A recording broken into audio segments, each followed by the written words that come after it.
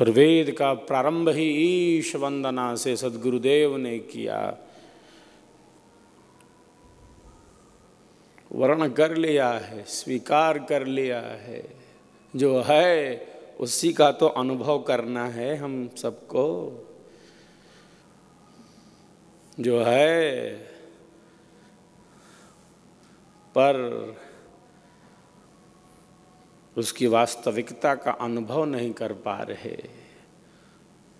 है तो सर्वत्र, सब जगह, कण कण में। सद्गुरुदेव ने कहा, अणु परमाणु में दिसे किरण कणाकण भास, सागर गंग तरंग में रेत चमक चन भास। सर्वत्र तो उसी की झलक है, सब नाम उसी के हैं और नाम भी वही है। अणु से अणु में वही है और बृहत से बृहत में वही प्रकृति में है और इससे परे भी वही। जो पदार्थ हैं ऐसे ही तो निर्मित नहीं हो गए। ये अपने नियंता को ही प्रकट कर रहे हैं।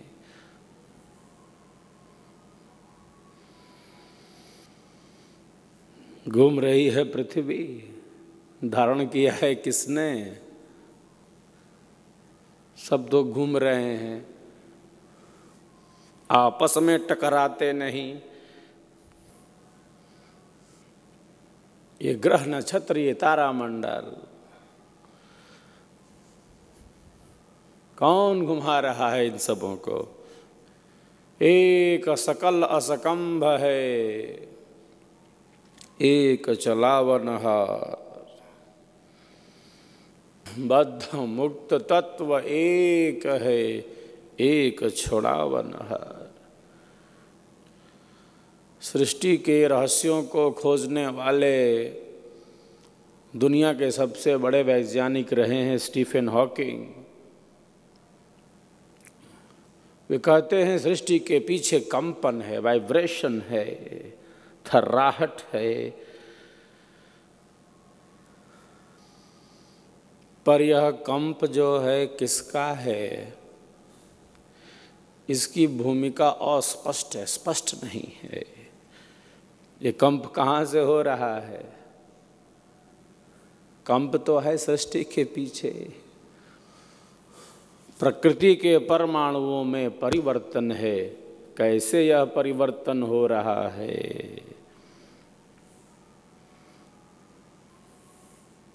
प्रकृति प्रसवधर्मिणी है, जिससे पदार्थ बनता है, बिना पुरुष के संबंध के संभव नहीं। तो किसका कंप है? जड़ का है कि चेतन का? ये कंप किसका है जिससे ये समस्त पदार्थ घूम रहे हैं, क्रियाशील हैं?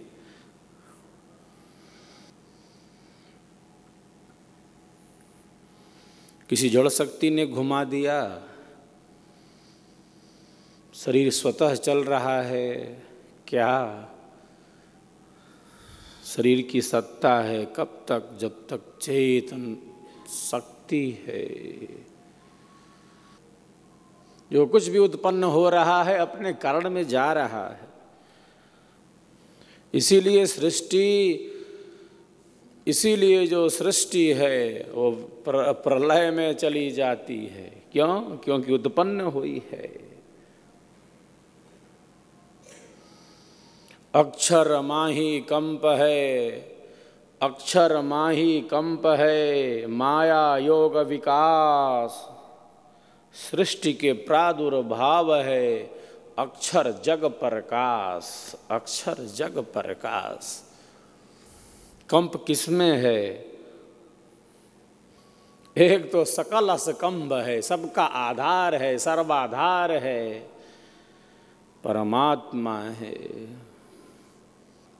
जो इसमें रहते हुए इससे भिन्न भी है।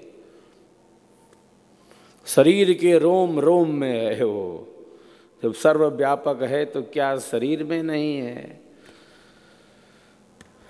आत्मा के अंदर अंतरात्मा रूप से स्थित है। रोम रोम में भरे हो प्रभु आप, रोम रोम संचालित है आपसे प्रभु।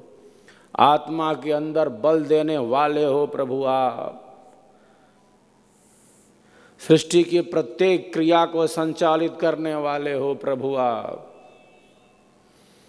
ये सूर्य, चंद्र, पृथ्वी, ये ग्रह, नक्षत्र, ये तारे सब एक नियम, एक नियंत्रण में चल रहे हैं। सबका एक लक्ष्य है और अपने लक्ष्य को सिद्ध कर रहे हैं। नदियां तो समुद्र में समा जाना चाहती हैं।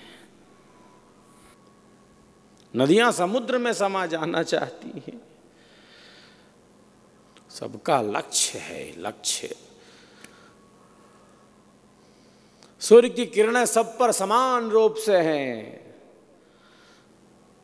श्वेत बर्फ से लकदक पहाड़ की चोटियों पर हिमालय का उत्तुंग शिखर हो, श्वेत बर्फ से लदी हिमालय की चोटियां हो, या अपवित्र से अपवित्र कोई स्थान हो, मलमूत्र से भरा, कीचड़ और गंदगी से भरा,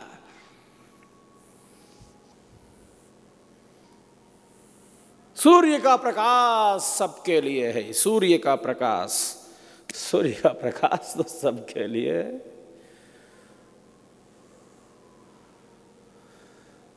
वो हिमालय बर्फ से लदी चोटियां हों,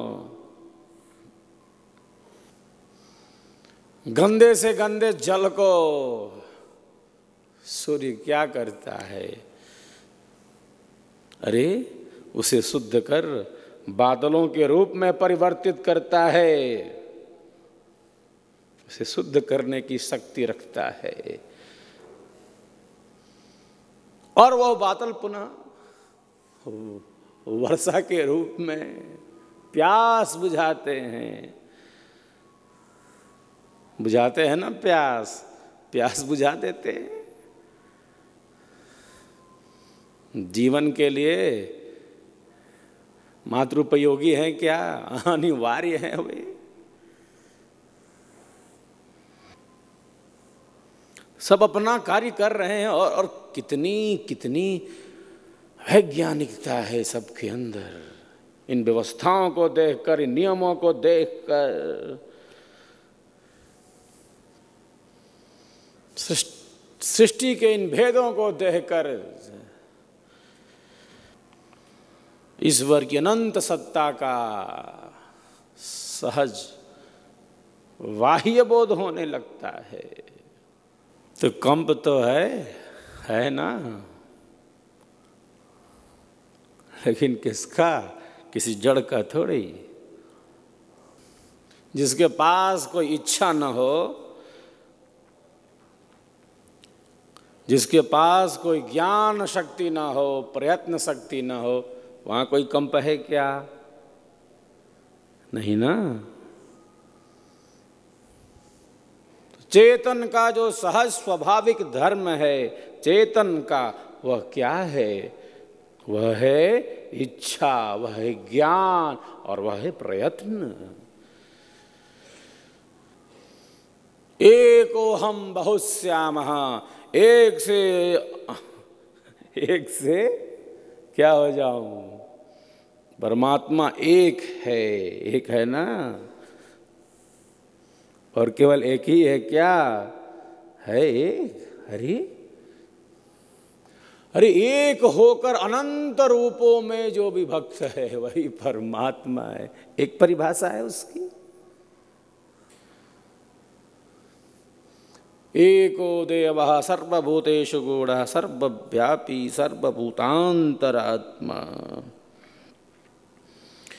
कर्माध्यक्षः सर्वभूताधिवासः साक्षी चेता केवलो निर्गुणश्च। एक है, आत्माएं अनंत हैं, परमात्मा एक है। लेकिन एक होकर भी जैसे अनंत रूपों में प्रकट है, अनंत रूपों में, अनंत अनंत रूपों में है ना, सबना हम उसी के हैं और नाम रूप से रहित भी है, सब रूप उसी के हैं और इन नाम रूपों से रहित भी वही है। तो जो कहते हैं स्टीफन हॉकिंग कि सृष्टि के पीछे कंपन है, तो कंपन किसका है? कौन कंपन कर रहा है? कोई जड़ सत्ता कर सकती है क्या? जड़ सत्ता में कुछ प्रोग्राम फिट कर दिया तो प्रोग्राम फिट करने वाला कोई होना चाहिए। एक नियंता होता है। ऑटो मोड में तो लाना पड़ेगा, अलार्म तो भरना पड़ेगा किसी को, चालक तो होगा कोई, रिमोट तो होगा कोई, चल भी रहा है जड़ स्वतः तो उसको संचालित करने वाला कोई यंत्र तो है, कोई तंत्र तो है, कोई विवेक का बल है, कोई बुद्धि का बल है। एको हम बहुश्यामः, एक से अनंत हो जाऊं। जहाँ ज्ञान की योनि है, जो ज्ञान का समुद्र है, जो ज्ञान की योनि है, सद्गुरुदेव क्या कहते हैं? ज्ञान योनि पर ब्रह्म है। बात खत्म। समस्त ज्ञानों का मूल है। कंपन तो हो रहा है, अक्षर माही कंप है, माया योग विकास, सृष्टि के प्रादुर्भाव है, अक्षर जग प्रकाश। सब घूम रहे हैं तो थामा किसने है? पृथ्वी घूम रही है, चक्कर लगा रही है, सब एक दूसरे का चक्कर लगा रहे हैं। कोई है एक स्थिर जिसने सबको थाम के रखा है? किसने थाम के रखा है सबको? मौन हो जाते हैं बहुत बार। एक सकल असकंब है, एक अक्षर ब्रह्म है, जिसके द्वारा प्रकृति के परमाणु में परिवर्तन होता है ना? ऐसे ही तो नहीं हो रहा है। और प्रकृति के 3 गुण हैं, सत्व रज और तम। तीनों की जो साम्यावस्था है, तीनों की जो साम्यावस्था है वह परिवर्तित हो रही है।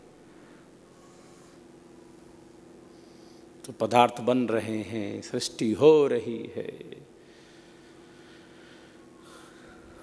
क्योंकि प्रकृति के परमाणुओं में परिवर्तन हो रहा है। तो जो कंप है वह किसका है?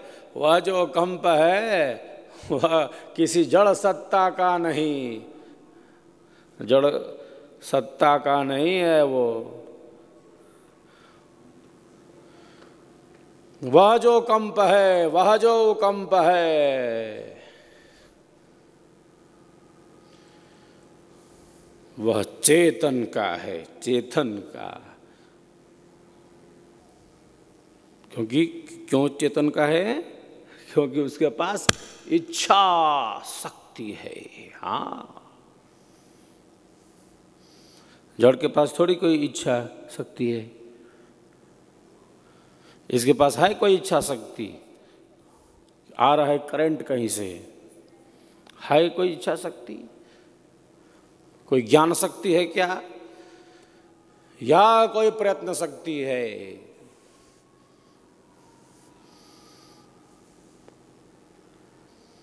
तो प्रवाह है विद्युत का, प्रवाह है विद्युत का, जो अनेक रूपों में विभक्त है, अनेक रूपों में विभक्त है। आप उससे ये माइक चला लो, आप उससे लाइट जला लो, उसी से रिकॉर्डिंग कर लो, टीवी में दिखा दो, फेसबुक पे चला दो, लाइव चला दो, दिखा दो। एक विद्युत है, विद्युत एक है, काम अनेक है। जो करना है वो करो। विद्युत एक है। पंखे चला लो, हीटर चला लो, ठंडा कर लो, गर्म कर लो, विद्युत एक है, रूप अनेक। जहां इच्छा शक्ति है, जहां ज्ञान शक्ति है, और केवल इच्छा शक्ति नहीं, केवल ज्ञान शक्ति नहीं, प्रयत्न की शक्ति है, वो चेतन का धर्म है। कंप तो है तो जड़ का नहीं है। इसलिए सद्गुरुदेव ने कितने सहज शब्दों में कहा है, और ज्ञान के अनंत रश्मियां सद्गुरुदेव के सहज अनुभव से पूर्ण है, परिपूर्ण है। कितने सहज शब्दों में कह दिया। स्वामी जी का एक एक शब्द जैसे हमारे अंधेरे को दूर करता है। अक्षर माही कंप है, माया योग विकास, सृष्टि के प्रादुर्भाव है, अक्षर जग प्रकाश। अक्षर से जगमग है, अक्षर से ये प्रकाश है जो विनाशी नहीं है, इसका क्षर नहीं होता। जो चलावनहार है, एक सकल असकंभ और एक कैसा, एक चलावनहार जिससे क्रिया हो रही, जिससे प्रकृति के परमाणुओं में परिवर्तन हो रहा है। यथा सत्पुरुषात् केशलोमानि तथाक्षरात् संभवति विश्वम। अनंत रूपों में भक्त हो प्रभु आप, एक से अनेक हो जाऊं, एक हो आप, लेकिन अनंत रूपों में प्रकट हो। सुरवेद का प्रारंभ ईश वंदना से हुआ। प्रकृति सत है। क्यों सत है?